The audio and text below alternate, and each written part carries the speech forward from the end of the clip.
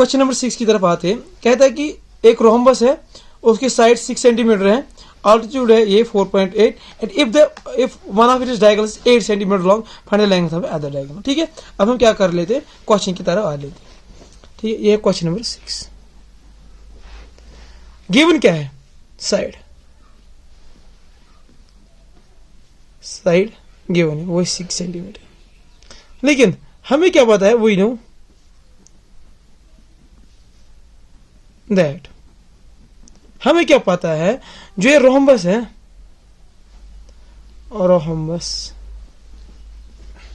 Is a kind of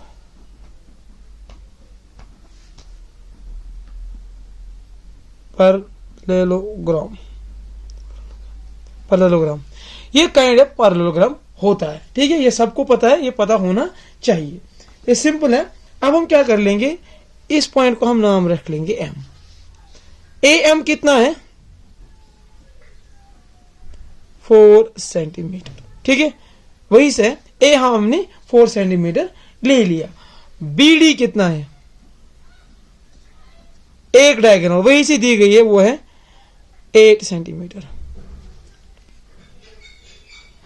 8 centimetre given है, ये वही से गिवन है। अब हम क्या कर लेंगे, इनको एरिया ए आर ऑफ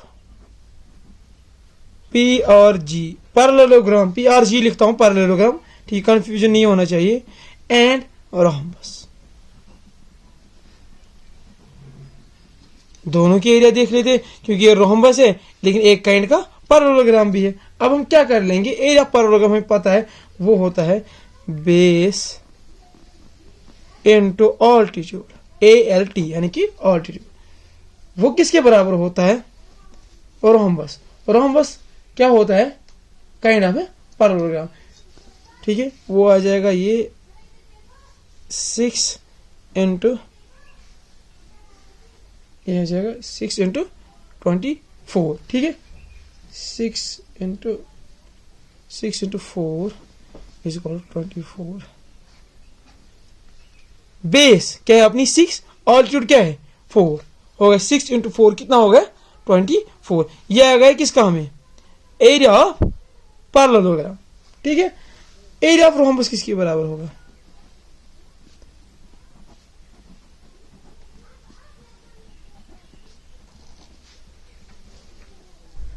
वो होगा half of D1 into D2। ये फार्मूला भैया याद कर लीजिए, क्योंकि आगे जाके ये बहुत जरूरत आएगी, और इसी पे हमने क्वेश्चन निकालने। वो क्या है, हाफ ऑफ D1 क्या है अपना 8 सेंटीमीटर इंटू D2, वो कितना है 24। 24 के बराबर है ना टोटली, क्योंकि हमने एरिया ऑफ निकालना अभी PRG। अभी हमने बोला कि जो रोम्बस है वो काइंड ऑफ है PRG यानी पैरेललोग्राम है। अब हम क्या कर लेंगे, इन दोनों के एरिया को इक्वेट कर लेंगे। अभी हमने 24 सेंटीमीटर स्क्वायर आ गया एरिया, हम इक्वेट कर लेंगे एरिया ऑफ रोम्बस के साथ। ये हो गया वहीं पे, ये हो गया 4, ये हो गया 4D2 is equal to 24, D2 is equal to 24 upon 4, 4 1 जा 4 6 यानी कि D2 अपना है 6। मसला खत्म, इसी के साथ क्वेश्चन खत्म, आंसर। फिर से मैं रिपीट कर लेता हूं, हमें दिया गया है वहां पे रोम्बस, ठीक है, लेकिन हमें पता है कि जो रोम्बस है ये काइंड का पैरेललोग्राम होता है। पैरेललोग्राम का जो एरिया है वो हम इक्वेट कर लेंगे एरिया ऑफ रोम्बस के साथ। एरिया ऑफ रोम्बस के साथ हमने किया, एरिया ऑफ पैरेललोग्राम क्या होता है, बेस इंटू ऑल्टीट्यूड। वो हो गया बेस है 6 सेंटीमीटर, बेस 6 सेंटीमीटर, ऑल्टीट्यूड 4, ये 4 सेंटीमीटर। ठीक है, आ गए, तो वो किसके बराबर आ गए 24। कभी बार क्या होता है, बुक में कोई क्वेश्चन ऐसा होता है तो वहां पे जो दिए गए वैल्यूज होते हैं वो गलत भी होते हैं। ठीक है, वो ध्यान में नहीं रखना चाहिए। तो यहाँ पे ये 6 इंटू 4 क्या हो गया 24।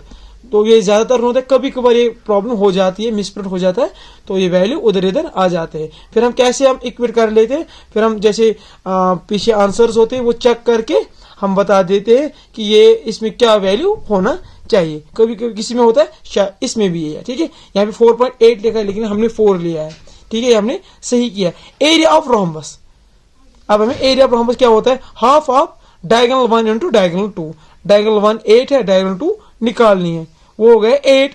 हाफ ऑफ डायगोनल 1 8 है, D2 वही से निकाल, किसके बराबर है 24।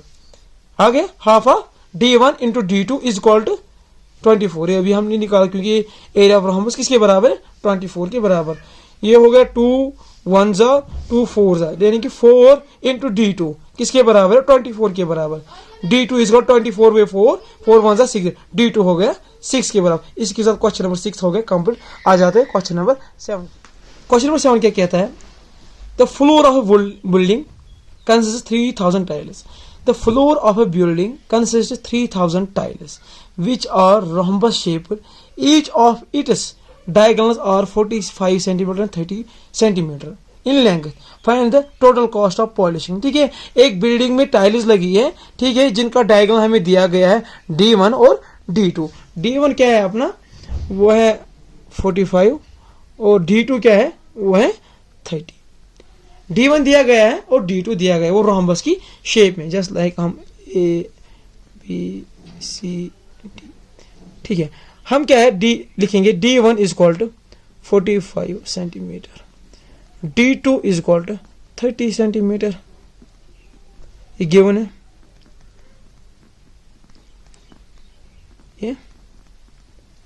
ये भी गिवन है।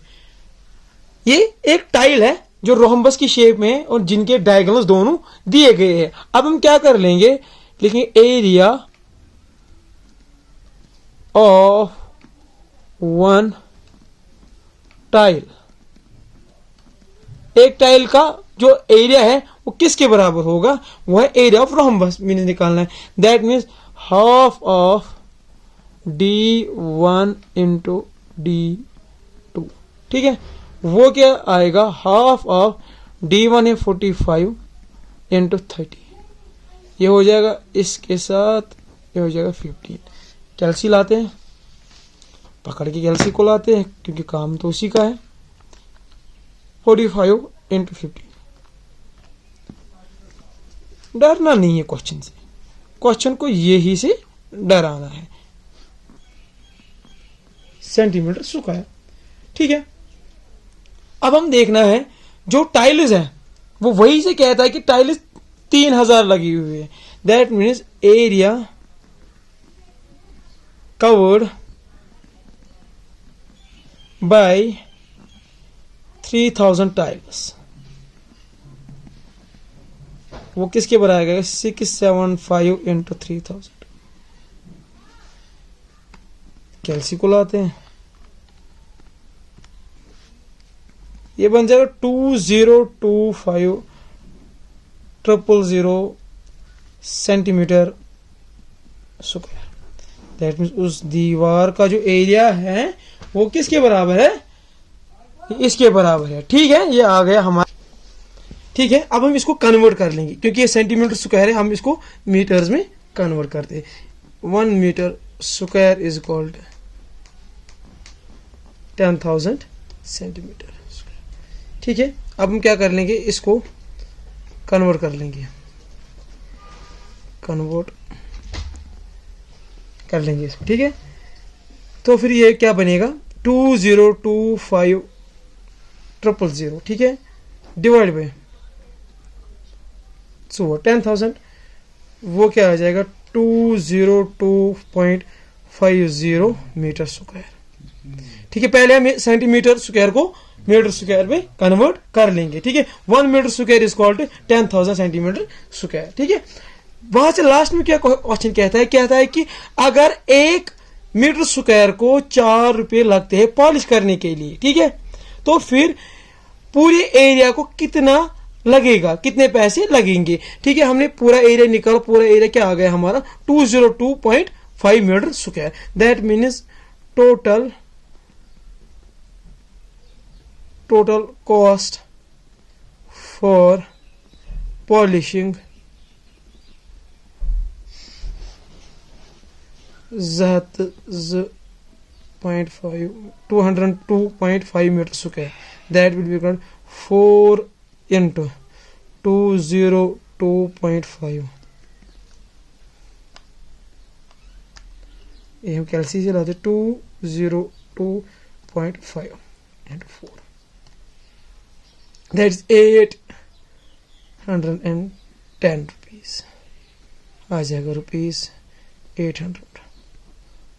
ठीक है, ये हमारा आंसर आ गया। दैट मीन्स 810 रुपये लगेंगे इस एरिया को हमें पॉलिश करने में। ठीक है, इसी के साथ ये क्वेश्चन नंबर 7 कंप्लीट हो गया।